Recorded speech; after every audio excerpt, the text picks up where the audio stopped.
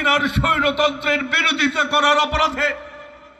আমাদের অনেক ভাইকে তাদের বাবার সামনে থেকে, মার সামনে থেকে, স্ত্রী সন্তানের সামনে থেকে, যে সন্তানরা তাকে ছাড়া ঘুমাতে পারত না,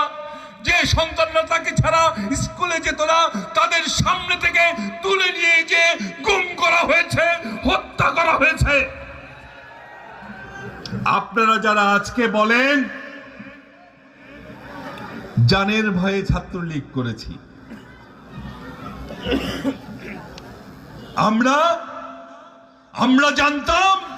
বিএনপি করলে জীবন চলে যেতে পারে, আমরা জানতাম বিএনপি করলে গুম হয়ে যেতে পারি,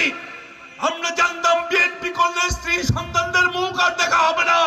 আমরা জানতাম বিএনপি করলে 50, 60, 70, 600, 700 বছর জেল হতে পারে। এত কথা জানার পরেও